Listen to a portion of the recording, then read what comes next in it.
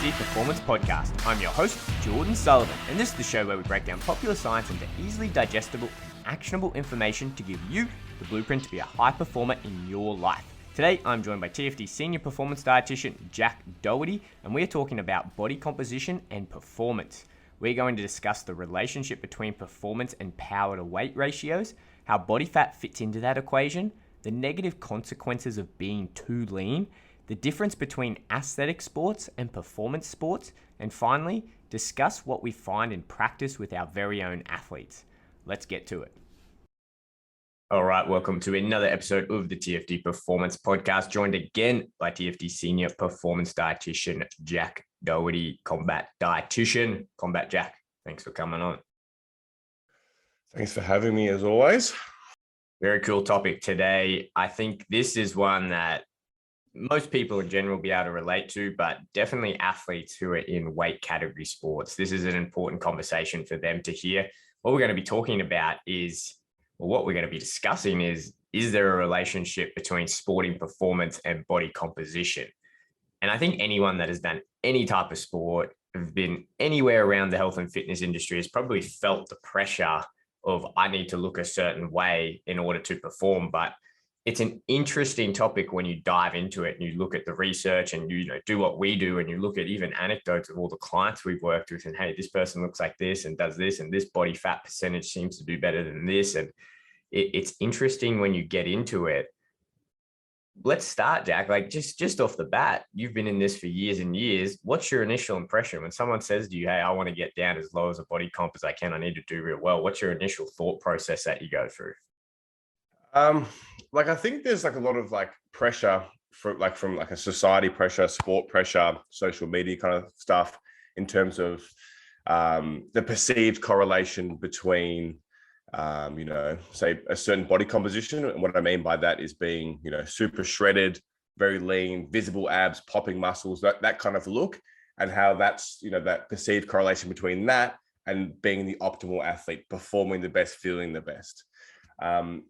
I think personally, that's something that I discuss probably on a weekly basis with, new clients, existing clients, people wanting to reach a certain body composition. And I think that's what's important to talk about today, is what we've found in terms of that perceived correlation and the reality of what is actually happening, or the reality of what is an optimal body composition for someone. Yeah, I think there's two parts to this, because we're going to keep this relatively short. So two parts that we need to discuss before we get into kind of our experience with it. And I think the first one is genetics, and then the next one is body to weight ratio, or power to weight ratio, which is a real thing. I think genetics, first and foremost, there is a genetic predisposition to how you look. I know that sounds pretty obvious, but you hear a lot of people and they're like, oh, you know what, if I just trained harder, or if I did this, I'll just look a certain way. To an extent, that is true. To an extent, there is an amount of body fat you can lose, or there is a way that you can increase your lean muscle mass and change the way that you physically look. But a large portion of that is dictated by your genetics. And I remember growing up playing rugby. I don't know if the listeners are familiar with rugby union or rugby league, like the forwards, or the big guys, the locks, the number 8s, the props. The best example of the props, like the loose head and tight head prop, or the hooker, they're the guys in the front row in a rugby scrum. And they're usually the short, stocky guys that don't generally have any necks. And I remember whenever I played with these guys, you look at their parents and they literally have the exact same body shape, right? They have that short, stocky body shape. And you see that in all different athletes, right? Generally when you see tall, lean people, their parents might be tall and lean as well. There's a lot of factors that come into play with this, but a large degree of how your body looks is your genetics. And that's not saying that you can't change it. You absolutely can change it, but there's to a degree. And I think that's first and foremost something you have to appreciate if you want to avoid this real mental rut you can get yourself in. Like Jack said, if you're looking at these magazines, or taking in all of this societal pressure of, I need to be as diced and shredded as these people on the magazines and these physique athletes and bodybuilders, that creates such an unrealistic expectation of yourself, largely because there's such a huge genetic factor here at play.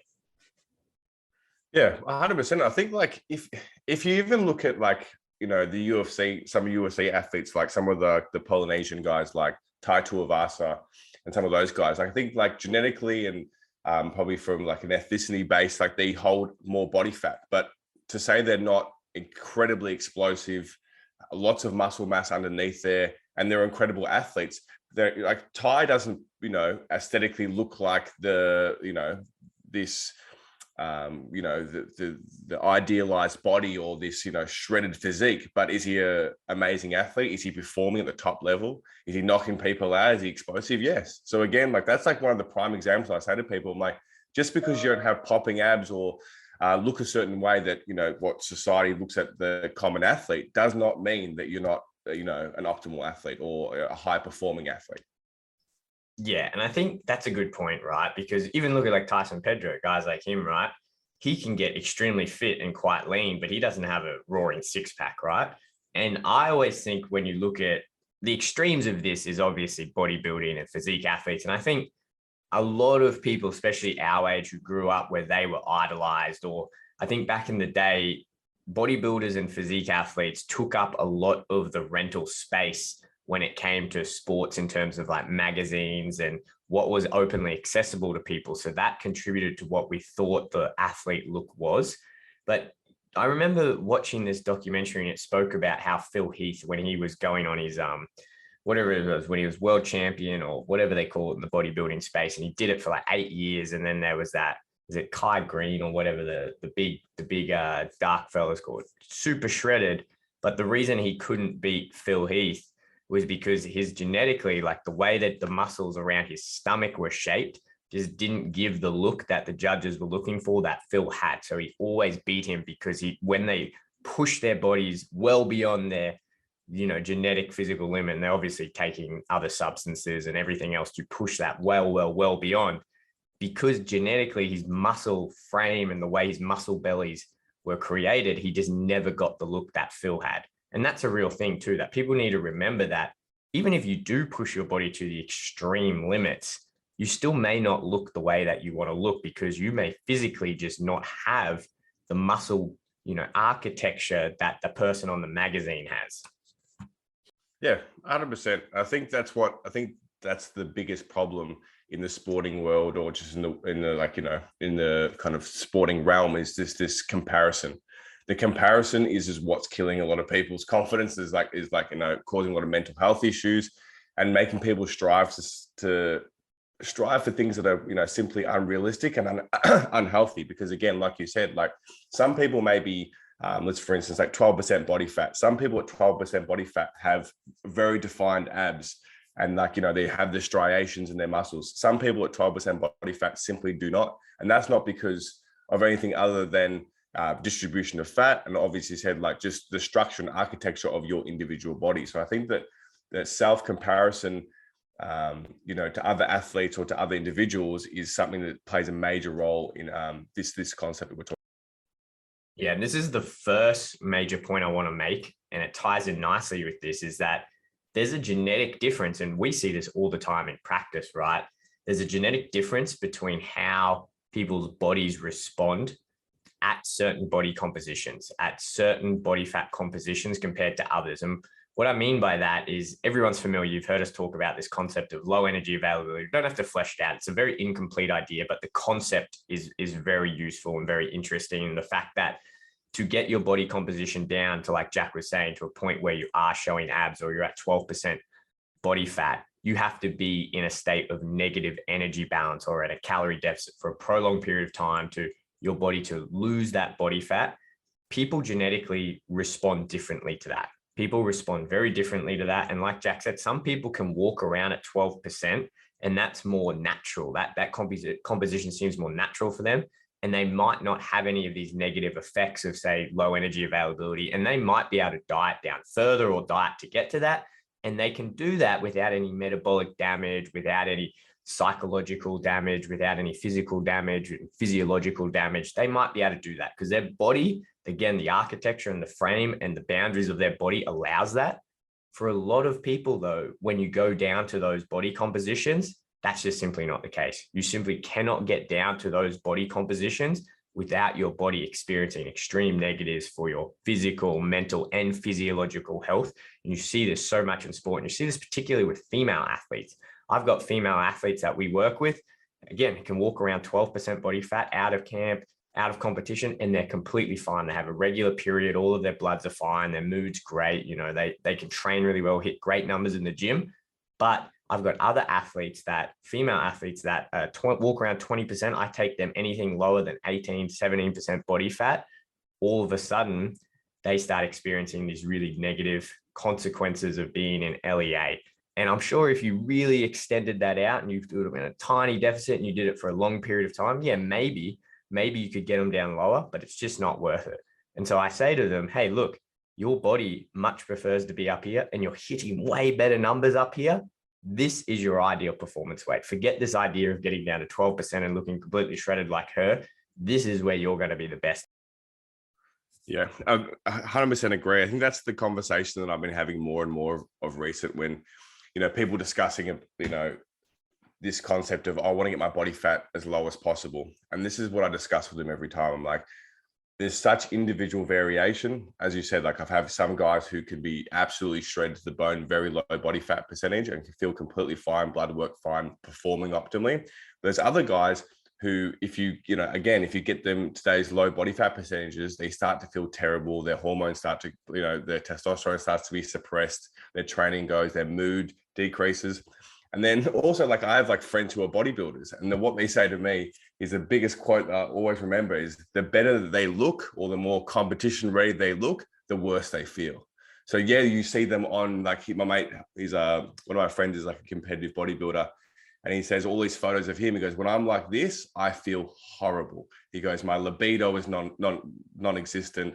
My mood is terrible. I have no energy. I hate training. I have no energy to get out of bed. So again, like, yeah, it's perceived that he looks fantastic and everyone kind of wants to strive for this. But he says that, you know, in every other aspect of life, he's absolutely miserable, and, you know, that can't really function as a human, if not just a man. So I think that's something that not really discussed. You see all these images, but you don't see the repercussions of looking these certain ways. I think it's idealized, but you're not really thinking about the health aspect and, you know, just the, you know, how you're feeling as a person. Yeah. And I don't want to slag off bodybuilding and physique athletes, because it takes a whole lot of discipline and commitment to do that sport. It's just, you have to call a spade a spade. And at the end of the day, when it comes to energy outputs and energy demands, and you compare it to other sports, it's very low, right? Like the energy output of going to a gym, picking up weights, even if you have a hard session, does not compare anywhere near to a wrestling session, MMA. If you're going to go do any other sport, really, you're not going to burn. So yeah, you could probably get away doing that in that environment where the performance aspect is so low, where that barrier is so low. Any sport that requires any degree of performance, you can't get away with being in that state. And this is where it's really important. This is where that conversation becomes more interesting when we talk about, okay, well, what about power to weight ratio sports? Like when we look at things like athletics, we look at rowing, we look at throwing sports, we look at riding sports, we even look at running, you look at weight category sports like combat sports. These are all power to weight ratio sports where the amount of power you can produce at a certain weight will have some type of factor in how competitively successful you are. So that's a very interesting conversation. But again, it's very individual. It's very individual, because you might get down to a certain weight where theoretically you would be very powerful and your power to weight ratio would be very good at that weight if you can maintain that weight. But to get to that weight, you've had to sacrifice all these other things, and you've gone through all of these negative consequences with your health, your physical health, your mental health, physiological health, that you just can't produce the power. So you go into the gym and you just hit terrible numbers. So now you're at a lighter weight and you're weaker. So that power to weight ratio just doesn't work out. And this is where it's really important to work with someone who knows what they're doing to find, okay, what is your best power to weight ratio for your body that you can sustain? And this is why I love working alongside good S&C coaches and within a good team, because when you're constantly tracking these numbers over, like, say, fight camps, what we do with our top level athletes, it's clear as day. It's clear as day where their ideal weight is. And we actually use these measurements to hit a gauge of what weight we want these guys coming back into the fight, into the cage at come fight night, and where we want to spend most of our time of fight camp at. And I use that information to plan what our nutrition strategy will be. Like Alex Volkanovski is the best example of this. We track all of these numbers and we have a very clear number which is Volk's best power to weight ratio weight, where he's most powerful, most explosive, but still has a great power to weight ratio. And that's where we'll hang out for most of the camp. And then that's where we aim to get back to after weigh-ins when he's going in the cage. We don't want to be heavier. We don't want to be lighter. We want to hit that number. But that number is very specific and very individual for you. And it may not look like you being super shredded. It may actually look like you having a bit of extra body fat on you so you can be more powerful and make that power to weight equation more favorable for you. Yeah, I think that's something really important that we speak about with all our athletes. I think that, you know, obviously body image is a major factor. I think at whatever level people, you know, want to look a certain way, or they're worried about the way they look. But the conversation that I'm having more and more these days is that, are we going to concentrate on aesthetics, or we're going to concentrate on the variables we spoke about: power to weight ratio, how you're feeling, how you're performing, how your mood is, how your libido, all the things that make you more so the optimal athlete rather than just the aesthetics look. So I know people want to look a certain way, but I think more and more now I just have these discussions. And I say discussions because I'm not telling people what they have to do or have to look like. But I always just go back to, I'm like, let's look at the variables that actually, what am I trying to say? They look at the variables that explain how we're performing as an athlete, how we're doing as an individual in everyday life. Those are the things we should concentrate on, rather than this constant focus on aesthetics and aesthetics only. Because yeah, obviously, like, you know, in this, especially in the UFC, like, it's all the way people look is idealized. Like, you know, Michael Chandler comes out when he's fighting and he's looking absolutely in phenomenal shape, and they kind of idealize that. Look how fantastic look. They always go on about it. So people always feel drawn to like pursue this certain look. But again, like we said, it's so individual. And I think that we need to start focusing on the variables we just spoke about, in terms of figuring out how we can optimize ourselves as an athlete, rather than just trying to look like someone in the UFC or trying to look like someone off Instagram. Yeah, I think an important thing to note here as well, as much as we're talking about, yes, you need to do everything that you can, you know, to optimize your performance. There are anthropometric, which means your body shape factors that do play a role in how successful you will be at a certain sport. And there's no wonder, like, when you look around certain sports, that very successful people in that sport share similar body characteristics, right? Like, you look at runners, like look at the Kenyan runners, and you look at them, they've got the long legs, long arms, and they've got, you know, very, very good natural VO2 maxes. It's these things, like all these characteristics that are conducive to success in that sport. Like, you look at sprinters, right? And they generally are guys that are shorter, stocky, have that more powerful body and have that more explosive muscle fibers. You know, even if you look at the UFC and you look at very successful strikers, right? Like, you look at the Israel Adesanya's, the Anderson Silvas, the John Jones, they all have very similar body types where they've got long limbs and, you know, very reachy, and they can make that work. The thing is, though, to remember is that is a huge component, but something you cannot forget about that is that at the end of the day, skills pay the bills, right?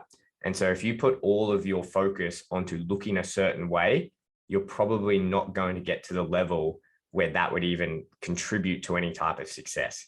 You've got to figure out, okay, well, this is my body type. This is how this body type will probably be most successful in X sport. And then you've got to train. And that's where all the magic happens, is the training over and over and over, going to the gym every single day and turning up and rocking up to training and making sure that you're adapting every single day, 365 days a year. If you're not training and adapting, you're recovering. So you're adapting to the training through your recovery. That's what a year-round athlete does. And the best way to bulletproof your body to be able to do that is to put aside these body composition goals and think, how do I put my body in the best position to be able to adapt as this athlete as best as possible? And the best way to do that is by looking after your nutrition and looking after your recovery and your sleep and all these other things. Because I think this is the next question that people be thinking is going, okay, well, how do I know if I'm, you know, putting these body composition and aesthetic goals before my performance? And if you're someone that's always run down on energy, you have crazy mood swings, if you're a female and you're not getting a regular menstrual cycle, or it's skipping, or it's, you know, very different between cycles. If you're a guy and you don't have any libido, you're getting digestive problems, if you're getting hot, if you're getting stress fractures, all of these things can be indicative that you're in this state of LEA or low energy availability, and you're putting these body composition goals before performance. If you're in that performance boat, you should be able to train long periods of time without getting injured. You should have a consistent mood. You should be able to eat food and not get all these digestive problems, not be bloating and feeling terrible. You should be sleeping very well. You should have good, consistent energy throughout the day. Yes, you're training hard, but you should be able to get through those sessions and recover. All of those things are great signs that, yes, you've put the performance shoes on and you haven't stepped over into, I want to just look this way. Yeah, 100%. I think, and what you said before, John Jones and Israel Adesanya are two great examples. Like, how much has it been discussed, or, you know, other athletes say that Israel's skinny, you know, look, he's a skinny guy for the division, or John Jones has tiny chicken legs, those kind of conversations. If those two, you know, world champions, absolute, you know, arguably the GOAT to the sport, if they focused on what people were saying about their aesthetics and the way they looked, then if they, you know, John Jones was just doing leg work to get his legs bigger so people wouldn't tease him, or Israel just trying to put on that muscle mass, like, would they perform as well? But again, these guys who, like, you know, aesthetically aren't, you know, judged aesthetically all the time, they're beating these super jacked, super ripped guys. So again, that's a perfect example of the guys are still in fantastic position, but maybe aesthetically don't look as amazing as other people, but are outperforming people. They're the world champions. Most of them are yet to be beaten. So again, like, what are we looking for? Are we looking for to be the optimal athlete, or are we looking to look like the optimal athlete? That's the difference. Yeah. And I think what we think is of the optimal athlete, now that we're progressing in sports science and the world is changing, we're moving away from that bodybuilder, physique athlete mindset. We're starting to see that, right? Like, we're starting to see, like, Israel Adesanya is what a world-class, world champion, optimum athlete looks like. The tall, skinny guy is the best frame that you can have. And you look, even if you go over to other sports, you look at, you know, like throwing sports, where you look at guys who are doing shot put. You look at those guys, and they are world-class, elite level athletes. And yes, they do have a body that doesn't look like what you'd see in a physique athlete or a bodybuilding competition. And this is the thing, the more we learn about sports science and the more this field comes along, we're starting to understand, and hopefully that message is getting out to people, that you don't have to be super shredded. You don't have to have a 6 or an 8 pack or be extremely low body fat to be in your best competition body. And quite often, for 90 to 95% of people, your best competition body probably isn't going to involve you having abs. Absolutely, 100%. I think we just need to stop focusing on aesthetics and focusing on the variables that you know, explain what we are as an athlete.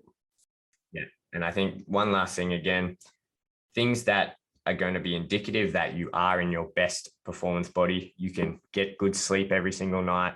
You wake up and you feel rested. You're full of energy throughout the day. Yes, you're training hard, but you can still get through your sessions. Got good libido. Females, yes, you're naturally menstruating.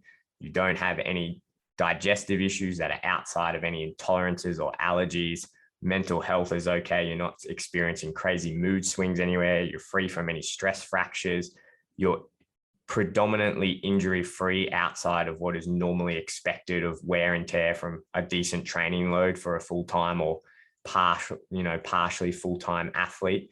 These are all things that are going to be indicative of, okay, you're probably nailing it. You're probably at your best performance body composition and you're at your best weight. And going lower, if you have to sacrifice any of those things to go lower, then that's probably a good indication of, that's probably not the best weight for you.